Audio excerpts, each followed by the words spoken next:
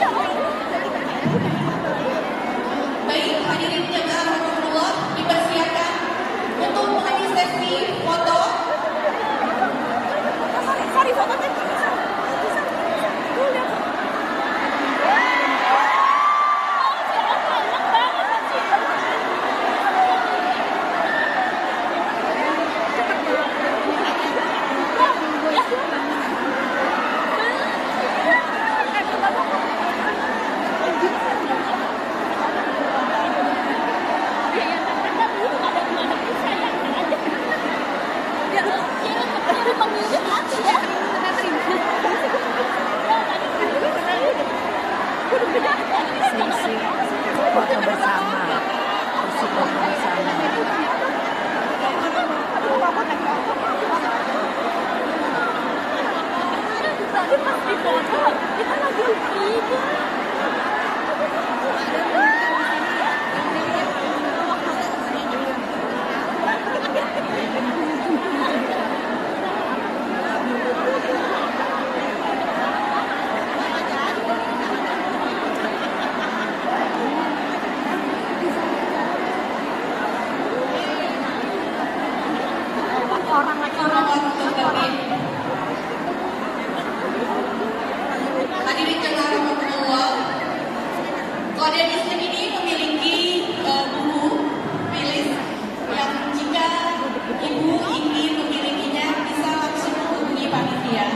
dan kalau sudah ditandatangani langsung, bisa langsung menghubungi panitia yang ada.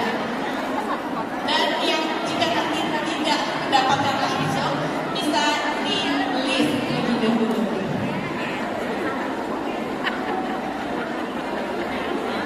Baik, hadirin Allah, marilah sama-sama kita dengarkan tausiah dari Koden Muslim pada hari ini. Alhamdulillah telah hadir di tengah-tengah kita. Tahu Mas? Enakan ini atau ini? Yang sebelah kanan. Ini kanan. Ini.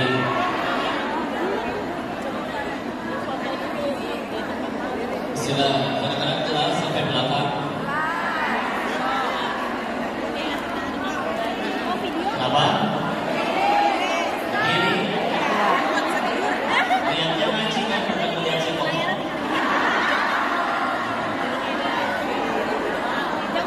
Kalau niatnya ngaji, mau siapapun yang bicara, bahkan kalau yang bicara nggak jadi datang, tetap jadi pahala. Tapi kalau niatnya selfie dengan yang bicara, ketahuilah yang bicara ini nggak bisa menyelamatkan siapapun ke surga Allah. Nyelamatin diri sendiri aja nggak bisa. Ya. Jadi jangan sibuk sama yang ngomong, tapi sibuk dengan yang lainnya. Oke? Nah,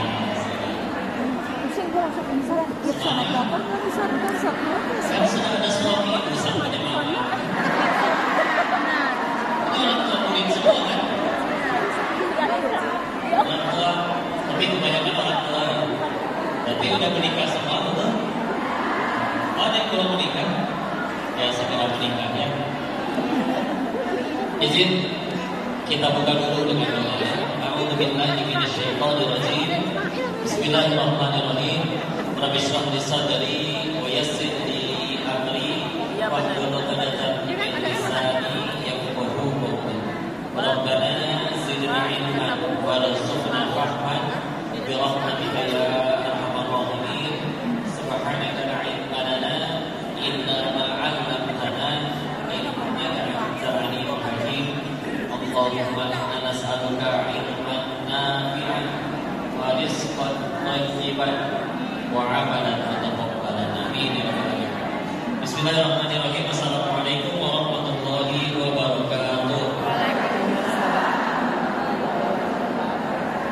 Alhamdulillah, alhamdulillahirabbil alamin. Alhamdulillahilladzi anzala sakinata fi qulubil mu'minin liyazdadu imanan ma'a imanihim. Segala puja kepada Allah atas nikmat dan karunia-Nya kita bisa ngaji malam di sini. Insyaallah sehat semuanya ya. Alhamdulillah. Fisiknya sudah sehat, imannya sehat, mau datang ngaji. Tinggal dompet sehat juga Bu ya. Amin. Cicilan apa cicilan? Ya. Salawat serta salam semoga selalu tercurah pada junjungan kita baginda Rasulullah Muhammad Sallallahu alaihi wasallam beserta para keluarganya, sahabatnya, dan semoga Allah sempurnakan kita istiqomah dalam meniti sunnah-sunnahnya. Insyaallah amin. Salam kasih kami kepada seluruh jemaah yang sudah hadir, merelakan waktunya, ongkosnya, energinya untuk hadir di sini. Pasti Allah balas berkali-kali lipat lebih baik insyaallah. Dan seluruh panitia yang jadi wasilah diadakan majelis ini, makasih banyak. Para anak-anak kita yang dimuliakan, menghidupkan rumah dengan ibadah. Dan tadi juga sudah dibahas oleh Ustaz kita tadi waktu sambutan ya. Memang rumah itu kalau tidak dibacakan Al-Quran, tidak mendirikan sholat, kalau laki-laki berarti sholat sunnahnya di rumah, bisa seperti kuburan ya. Makanya mesti kita hidupkan insyaallah. Bismillah. Jadi berarti kebanyakan punya anak ya, udah punya anak. Yang jomblo katakan yang jomblo. Dia punya cucu. Dia punya cucu. Saya udah mau nikah. Desi. Sisanya sudah menikah ya, sudah punya anak. Pertanyaannya, Allah tuh maunya gimana pendidikan generasi itu? Iya betul. Apakah tinggal kita datang ke sekolah, terus minta Pak Kemsek, Pak, tolong ya, lulus anak saya jadi solid, gitu? Nah, ya. Karena kalau bisa gitu enak sekali itu, Masya Allah. Apalagi kalau ternyata ya paling di sekolahnya misalkan 6 jam, 7 jam, 8 jam, sisa 24 jam sisanya setelah dipotong yang di sekolah lebih banyaknya juga di rumah atau lebih banyaknya ketemunya sama orang tua ya. Maka berarti di mana? Nah, Allah udah kasih jawaban di Quran surat ke-25 Al-Furqan ayat 74 pasti pada hafal ya. Rabbana hablana min azwajina wa dzurriyyatina qurrata a'yun waj'alna lil muttaqina imama. Ini bukannya ayat tentang keluarga. Iya betul. Dan berarti jangan lupa di akhir ayat tentang keluarga yang jadi penyejuk mata qurrata a'yun, ternyata Allah pengennya lil muttaqina imama. Jadi dari keluarga itu menghasilkan orang yang bertakwa dan juga orang-orang yang jadi pemimpin atau bahkan pemimpinnya orang-orang bertakwa ya. Dan sekali lagi ini lebih masuk akal daripada satu kepala sekolah atau satu ustaz menyolehkan 1000 anak di sekolah. Itu gimana ceritanya? Masih lebih masuk akal sepasang orang tua berusaha menyolehkan yang diamanahi sama Allah. Kata Allah sabuknya 8 pasti anaknya. Kata Allah sabuknya 1 nanti anaknya. Ya, istilah. Jadi masalahnya gini, kita gak berani nyetir mobil sebelum kursus, sebelum belajar, apalagi nyetir pesawat. Ya. Dan kalau sekolah jadi pilot ada, sekolah pengen bisa bangun rumah ada, arsitek, pengen bisa bahasa Rusia ada. Masalahnya sekolah pengen jadi ayah yang baik, ibu yang baik itu nggak ada. Bahkan ada yang jadinya yang penting nikah dulu aja, nanti baru belajar gimana cara jadi orang.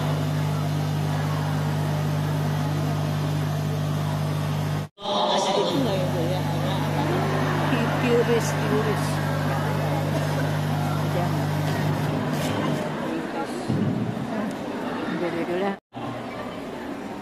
Jadi isinya setan aja sampai membuat satu job desk khusus namanya jin dasi yang kerjaannya spesial hanya untuk ganggu keluarga. Kenapa? Karena keluarga rusak, hancurnya berantakannya banyak. Nanti ada lagi nanti kali. Nanti kardusnya ada lagi kali. Ada 2. Nanti ada lagi kardusnya itu di pantai. Sedangkan kita nikah, naksir ilmu belum disiapin. Gimana cara jadi ayah yang baik? Belum pernah belajar. Yang penting jalan aja dulu. Waduh. Sedangkan Allah pengennya pendidikan generasi ada di keluarga. Dan syaitan juga paling berusaha merusak keluarga. Karena gampang kalau pengen merusak masa depan dari keluarganya dibikin. Ya. Maka ini mesti sadar dulu, oh ini pentingnya di sini ya, untuk menjaga keluarga itu. Karena ada seperti apapun anak kita nanti, ibu saya tanya, pengen punya anak kaya, tampan, cantik, rupawan, viral, punya segala-galanya, tapi ibu diperlakukan seperti film Azab Indosiar, mau? Di Bali. Ini ya nggak melulu kaya, kadang nggak punya jabatan setinggi apapun itu, tapi ya Allah, Ibu dari apa? kita bangun sholat subuh, dia udah di musola. Emang ada di situ saya? Kayaknya ada deh. Lagi beres sholat kayaknya. Bagi beli apa sama saya? Kayaknya nggak ada. Nggak ada ya? Nggak ada. Tar aja lah. Ini anak menanyakan Gampang tar aja. saya baru belajar alif batasan, itu hadis yang dihafal sama yang ceramah itu. Dia aja salah. Ya. Gak jadi apa-apa. Cepat transfernya. Ya. Iya. Ya. Dan kalaupun di sini ada guru, bismillah. Para guru di sini nanti gak akan ditanya berapa murid kamu yang udah jadi soleh, jadi profesor, dan jadi segala sebagaimana macam. Tapi sama kayak ceramah ini, kapan kajian ini sukses? Bukan ketika ramai. Ketika dari sudut pandang saya, ketika yang bicara ini ikhlas saja lillahi ta'ala. Kalau gara-gara ramai saya jadi masih ngerasa, wih siapa dulu yang ngomong gue ngaco, nggak benar. Berapa banyak pun yang datang halaku di hadapan Allah. Bisa jadi yang ngajar-ngaji di desa santrinya satu, ngajarinnya alif batasan. Niat lillahi ta'ala, dia lebih mulia di sisi Allah. Ya sama, ke anak juga begitu. Pendidikan juga gitu. Karena di sini visi-visi sekolahnya tahu-tahu apa? Pada apa kamu itu?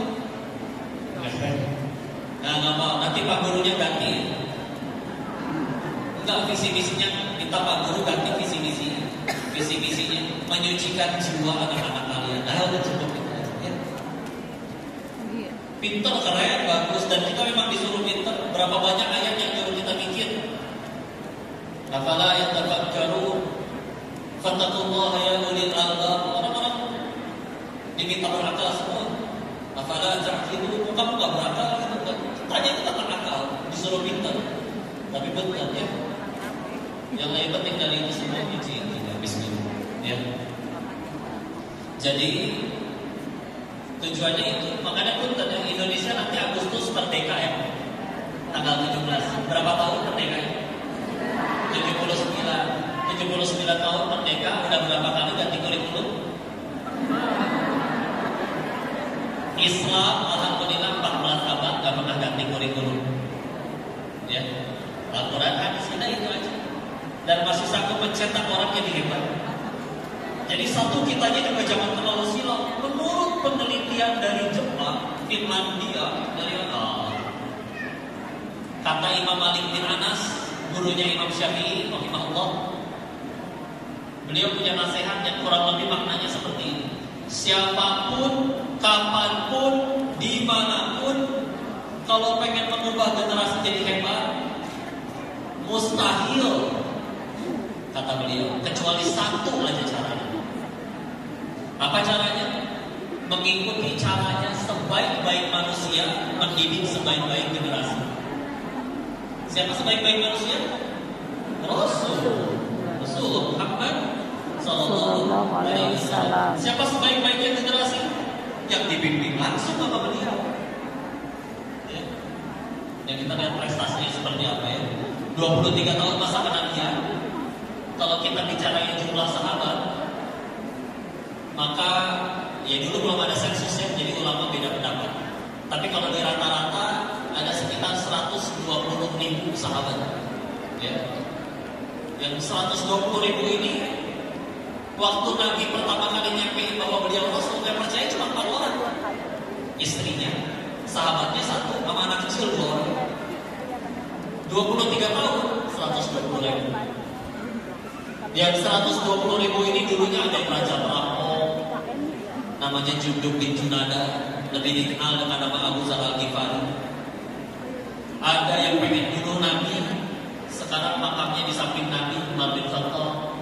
Bahkan ada sebagian riwayat menceritakan dulu khamar belum dilarang, jadi pada doyan mabuk. Sehari bisa lebih dari sekali mabuk minum ini.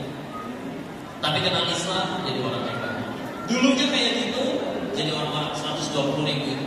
Yang dari 120.000 ini bukan bisa terpengaruh negeri yang baru, tapi satu sahabat bisa mempengaruhi satu negeri. Itu gimana ngedidiknya? Itu punya anak 1 aja, dididik 23 tahun, yakin pasti jadi soleh? Wallahu a'lam.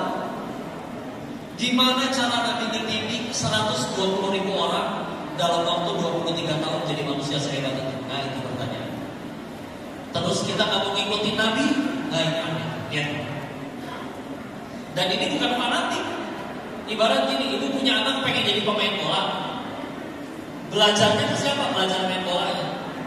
ke Lionel Messi atau ke Sejuna? Messi. Bukan fanatik, bukan. Gak wajar. Lionel Messi lebih jago main bola. Dia pernah juara kejuaraan yang pengen kita ikuti. Ya wajar diikuti. Makanya dulu sempat ada acara TV yang salah satu tokohnya bertanya, tolong bujuk saya biar mau sholat gitu. Guru kita di acara itu jawabnya bagus, tapi ada jawaban yang kalau bangun tahajud gak doain diri sendiri, tapi doain orang-orang lain, murid-muridnya, anak-anak. Ya. Kok kenapa tahajud? Punten, saya pengen tanya dulu, apa bedanya Nabi sama Rasul?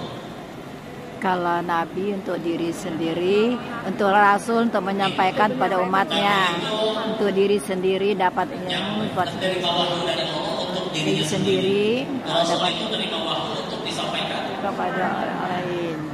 Waktu Iqra bismi rabbikal ladzi khalaq turun surat 96 Al-Alaq ayat 1 sampai 5. Waktu itu, waktu ayat itu turun, Muhammad SAW itu jadi Nabi atau Rasul? Nabi atau Rasul? Siapa yang Nabi? Nabi dulu ya. Ibu Nabi. Nabi dulu. Siapa yang Nabi? Aku Nabi. Siapa yang Rasul?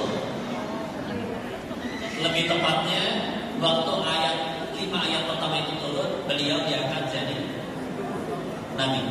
Nabi dulu. Kenapa? Karena di ayat 1 sampai ayat kelima belum ada perintah untuk menyampaikan.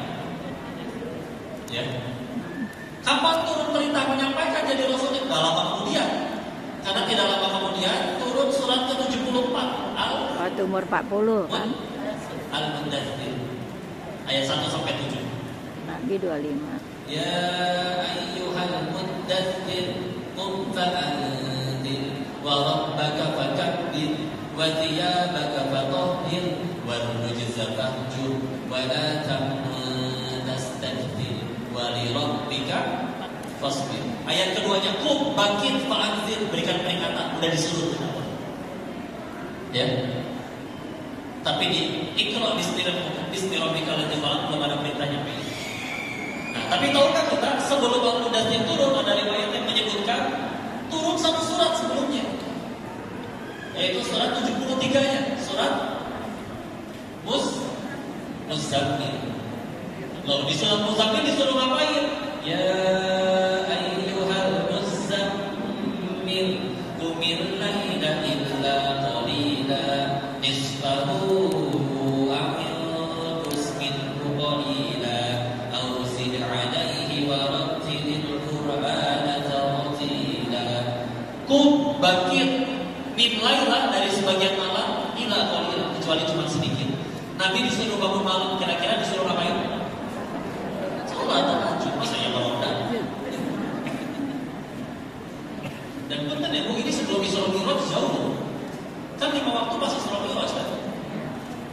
Dan ini awal banget. Jadi Nabi lebih dahulu disuruh tahajud daripada sholat yang 5 waktu. Dan lihat, Nabi pertama nyampein yang percaya cuma 4 orang. Dan PR-nya mengajarkan tauhid ke satu dunia. Mulainya di Arab zaman itu, yang di sekeliling Ka'bah aja banyak patung berhala. Perbudakan ada, wanita bisa diperjualbelikan. Kalau ngelahirin anak perempuan dikubur hidup-hidup. Tempat sengaja itu tahu-tahu dapat tugas ngajarin tauhid ke satu dunia. Gimana caranya ya Allah? Akhirnya dikasih bekalnya sama Allah. Karena rumus nasihat itu sama aja. Nah, jangan nyuri. Nah, ayo yang rajin. Kan sama intinya begitu itu. Nah, ayo sholat. Cuman yang bedain kan nanti ini siapa nih yang ngomong. Karena misalkan punten ya. Nah, jangan merokok ya. Sambil membungkuk. Kan gak mempan. Gimana yang nyontohin aja ngelakuin yang dilarang. Itu dia. Jadi di sini satu pakai doa dulu. Karena aslinya anak kita itu yang jaga. Kalau anak kita seolah saya menikah sama ibu ya. Anak kalian gitu ya. Dan waktu itu ada yang pertanyaan, tanya jawab. Dia nanya, kok gimana ya kok anak kita? Nanti dulu, anak kita itu gimana? Ada Teh Yunda. Tapi berdua dia. Iya. Anak kami, Anak kami. iya, anak kami. Beda, tahu kan Kita beda berdua. sama kami. Kalau kita Beda. saya ikutan. Iya. Anak kita gimana? Pas baru ketemu ibu tahu kita udah punya anak. Iya. Jadi gitu ya. Istilah anak-anak, istilah yang jaga Allah asli. Ya. Tugas kita nanti kita lanjut lebih ke melayakan diri supaya Allah itu jagain anak kita. Ya. Yang kedua, satu doa, dua apa tadi? Keteladanan. Nah ini dia ya. Pertanyaan selanjutnya, Nabi mendidik sahabat pernah mukul? Iya. Pernah tidak? Tidak. Izin saya jawab ya. Kalau ke sahabat pernah ada yang kena fisik. Ya. Tapi nih garis bawah itu contoh ya. Ibnu Abbas, Ya. sepupu Nabi, Ya. pernah ikut sholat tahajud, masmuknya di belah kiri. Pengen mau Ada riwayat yang sengaja, ya nggak sengaja kena pacut ininya, kudanya ya. Jadi cewek ya. Atau riwayat yang lain. Menjelang Nabi wafat tuh Nabi pernah bertanya, siapa yang pernah aku sakiti, aku zolimi, balas aku hari ini juga. Iya. Ada yang katakan kan? Perut saya Meluk pernah aja, kena iya. pakai Dibuka baju. bajunya, dibuka baju, Oh, silakan balas. Waktu itu saya nggak pakai baju. Nanti buka tuh pakai atas sampai kelihatan. Iya. Perutnya lagi diganjel batu saking menahan lapar. Pertanyaannya, orang itu akhirnya balas mukul Nabi atau peluk Nabi? Peluk Nabi. Ya. Nah intinya gitu. Lihat, sahabat walaupun tidak diceritakan sengaja atau tidak sengaja ya, tapi diceritakan ada yang pernah kena fisik sama Nabi, nggak ada satupun yang ngomong. Dendam, dengki, mencegah. Kenapa? Kagum. Nabi itu keren, layak diteladani. Jadi dia anak ibu main handphone Cocomelon, tahu Cocomelon? Ini dia tadi kenapa kadang kita nggak mempan dinasehatin istri. Betul, bisa jadi istri tadi tahu modalnya, bisa jadi kita beda di rumah sama dia. Ibunya pokoknya bersih apa, ini mah ibu-ibunya semua ya. Istilah, nanti rekam ilmu ibu ya. Istilah, ya. Kali istilah. Nah, kita Bismillah teladan. Nah, Nabi itu mengagumkan. Maka izin nasihatnya, mari jadi orang tua yang mengagumkan. Bismillah. Kok saya sibuk gak ada waktu? Bohong. Ada survei manusia modern di zaman sekarang ini, dalam sehari rata-rata pegang handphone itu sehari 313 kali. Meskipun cuma turun dari motor ngecek ada WA nggak? 2 detik. Iya. Yang jarang Kadang-kadang WA WA aku. dari grup jiwa. Kadang-kadang orang WA-nya pagi, Baru sore baru dibaca. Kadang-kadang Cetuk, pada tahu masak. Iya. Kita sibuk masak. racun. Gak dibalas mubazir. Ada apa? Ya. Hati-hati ya. Dan dalam sehari rata-rata kita melihat layar handphone itu 5 jam dalam sehari. Dari umpamanya. Ada yang lebih, ada yang kurang. Istri. Tapi rata-rata. Lebih dari suami istri. Coba Iya. 5 jam, emang semuanya jadi manfaat. ya.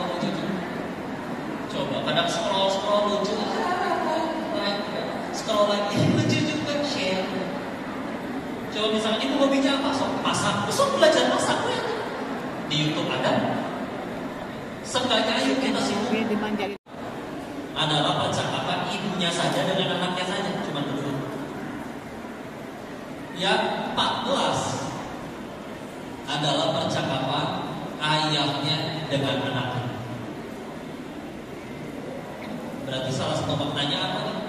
Oh ternyata memang harus ada adil ayah di situ. Tidak bisa jadi ayah. Yang penting saya udah kasih uang bu ya, tiap bulan bu ya. Tolong anak kita jadi soleh ya. Gimana ceritanya? Hadir nggak pernah. Ya. Sedangkan istrinya, ibu tahu kisahnya Nabi Yusuf kan juga ada perempuan bu, diajak maksiat. Nabi Yusuf kan nggak mau kan? Kalau kita baca tafsirnya, salah satu riwayat yang dijelaskan, jadi penjelasannya kenapa Nabi Yusuf nggak mau. berikan Nabi Yusuf itu, kalau di dalam bahasa Quran burhan. Burhan itu bukti ya. Bukan burhan itu disingkat ya. Burhan. Ada namanya Pak Burhan. Kasih burhan, salah satu buktinya adalah Allah hadirkan wajah ayahnya Nabi Yakub. Kalau ayahnya mengetahui anaknya berzina. Ya. Jadi karena di ayat 24-nya Nabi Yusuf juga naksir. Wahammat bihi, wahammat bihi, wahammat biha. Jadi perempuannya naksir ke Nabi Yusuf. Nabi Yusuf juga secara fisik menurut beliau cantik Sulaikha itu. Iya, akhirnya menikah. Tapi kenapa tetap berani menolak? Allah berikan gambaran visual di pikirannya Nabi Yusuf. Ini kalau ayah saya tahu saya ngelakuin kayak gini, dan beliau kecewa, beliau lebih memilih meninggalkan wanita secantik itu daripada tahu ayahnya kecewa. Kan ayahnya gak ada, kan ada pengadilan Allah nanti. Maka lihat, saking suksesnya pendidikan Nabi Yakub, ada seorang anak yang sampai berani meninggalkan wanita tercantik hanya karena gak mau kecewain ayahnya. Ya. Maka mesti gimana? Ada kehadiran ayahnya yang nancep di hati anak. Coba kalau Nabi Yakub pendidiknya gak benar, malah sampai ada anak yang sengaja ngelakuin maksiat buat nyakitin orang tuanya itu lagi. Ini Nabi Yusuf mendingan ninggalin wanita tercantik ini daripada ayah saya kecewa. Masya Allah. Ya. Dibalik lagi tapi ayahnya lagi pada gak ada ya. Nanti ada rekamannya ya. Atau misalkan di Al-Baqarah ayat 133 ini ketika Nabi Yakub menjalani akan wafat, kan ngumpulin anak cucu. Buntan lagu gini loh, kita punya kakek raja, sebelum wafat ngumpulin anak cucu, kira-kira mau ngapain? Bagi warisan. Situ pikiran itu. Nasihat. Padahal kita lihat ayat 133 Al-Baqarah. Antum syuhada'a id hadara Yaqub al-maut id qala li banihi ma ta'buduna min ba'di. Nabi Yusuf ngumpulin anak cucunya, terus bertanya satu hal saja. Ma ta'buduna min ba'di. Maaf, Nabi Yakub ya, ngumpulin anak cucunya, bertanya satu. Ma ta'buduna min ba'di. Apa yang akan kalian sembah setelah aku? Maksudnya setelah ayah nggak ada, kalian tuh nyembahnya siapa? Itu aja yang ditanya. Ketika dijawab, kami akan menyembah Tuhan. Tuhan Ibrahim, Tuhan Ishak, Tuhan yang Maha Satu. Udah selesai. Mau kalian jadi kaya, mau nggak kaya, selagi nyembahnya Allah, kita kumpul nanti di surga. Allah yang jaga kalian. Daripada anak pertama perusahaan, anak kedua seorang mobil, anak ketiga apartemen, tapi kita nggak peduli sama akidah. Gimana? Perjalanan mencari Allah, bestseller, true story.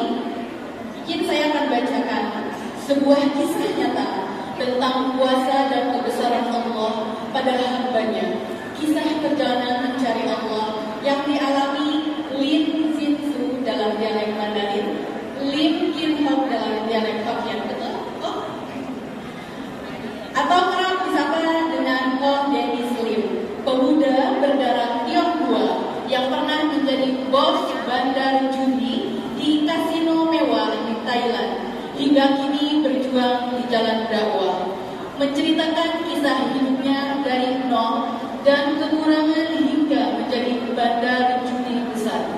Allah izinkan mencicipi kesuksesan dan gemerlap dunia, memiliki segalanya dan gemilang harta di usia muda, hingga Allah jadikan titik balik dalam hidupnya yang membuatnya meninggalkan kemewahan dan kenikmatan dunia, lalu kini berusaha berjuang menjadi tentara Allah di jalan dakwah.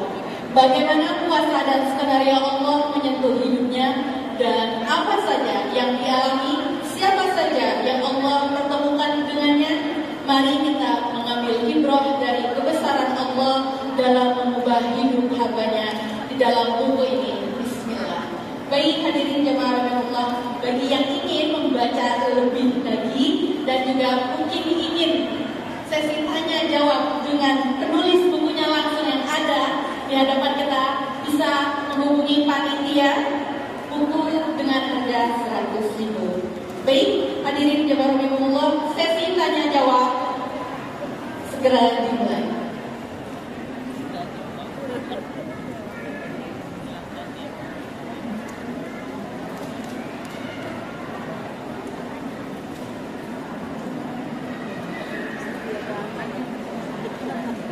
Assalamualaikum warahmatullahi wabarakatuh. Waalaikumsalam warahmatullahi wabarakatuh. Mau saya bertanya, Silakan. saya punya anak remaja.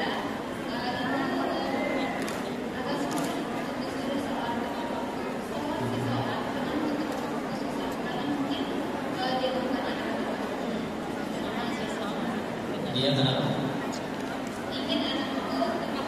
Iya. SMP.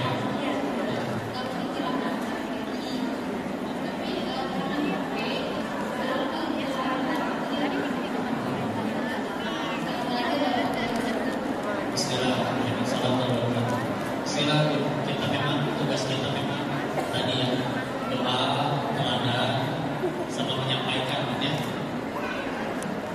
Masalahnya menyampaikan itu tetap tugas kita memang cuma dari Allah. Fadzakir innama anta mudzakir, ingatkan, tugas kamu adalah mengingatkan. Lasta alaihim bimusaitir, kau tidak berkuasa di atas yang lain. Jadi kita itu memang gak bisa mengubah orang. Tapi maha baiknya Allah, kita nyampein nasihat lillahi ta'ala, orangnya jadi baik atau tidak jadi baik, itu tetap kebagian pahala. Dan kadang memang dia memang diizinkan jadi ladang pahala bagi bundanya, untuk supaya gara-gara masih berdoa sholat, jadi kan setiap hari ada pahala lagi sholat. Kapan tapi kok dia pengennya Allah, sebagian ada yang memang Allah harus takdirkan dia baru pengen sholat ketika ya mungkin nanti udah ngerasain baiknya dunia, oh saya nggak punya kerjaan, tentu nggak bisa kita tolong siapa-siapa. Saya pernah melihat di sosial media ada satu hadis lewat di beranda yang bilang kalau apakah benar di situ disampaikannya adalah kita sebagai orang tua bisa mendapatkan ketika anak kita melakukan kesalahan, membuat misalkan memakai narkoba atau misalnya tawuran dan segala macam, pokoknya nakal, apakah itu salah satu teguran untuk orang tuanya? Iya. Terima kasih. Baik, bismillah. Sebetulnya yang saya tahu gak cuma kepahitan yang jadi teguran itu, tapi orang-orang yang bismillah udah tujuan Allah, setiap kali terjadi apapun yang mereka pikirin satu, gimana caranya gara-gara kejadian ini saya tambah dekat sepuluh. Dibilang teguran bisa jadi, dibilang azab pun bisa jadi. Tapi kan azab bukan tanda Allah benci. Karena kepahitan itu ujungnya satu, gugurin dosa, dua dikirim derajat. Bisa jadi contoh koruptor, ya Allah dapat azab, kena penjara, atau misalkan dia kena apa gitu ya. Bisa jadi gara-gara kena azab di dunia itu dia pulang ke dalam Allah dalam keadaan bukan dalam dosa lagi. Jadi gugur dosa daripada seumur hidup maksiat, gak pernah dihukum di dunia, kan repot kalau dibalasnya di sana. Ya. Orang tuanya datang, nah, tapi orang tuamu yang dulu gua kesarkah, ingat gak? Kita dihitung. Iya, udah jadi yang dia. Kasih atau jangan duit orang tuanya ini. Kok dia jahat ya? Dan ada tanggung jawab di sini.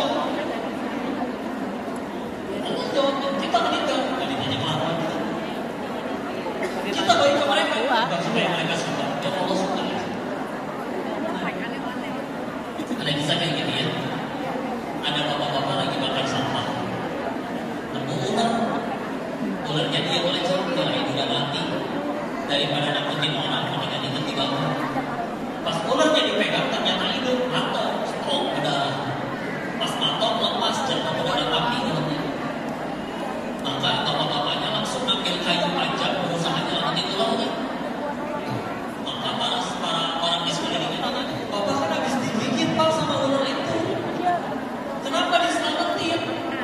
Bapaknya jawab,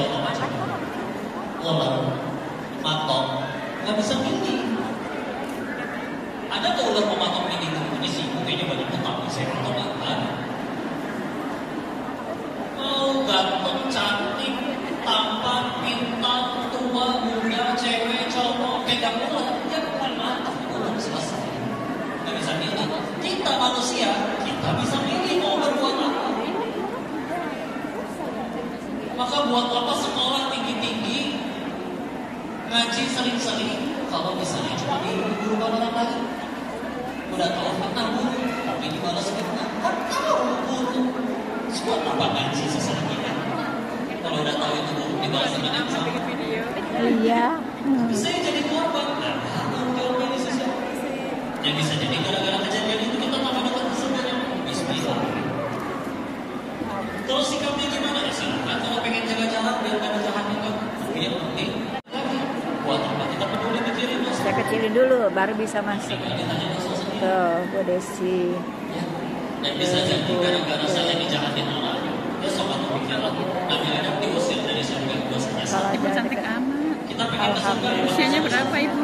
Saya 64 Terus cita-cita pengen tetanggaan sama Nabi, tapi sholat orang dulu, istighfar jalan, sedekah diri-diri, malaikat bingung ini mau nulis apa?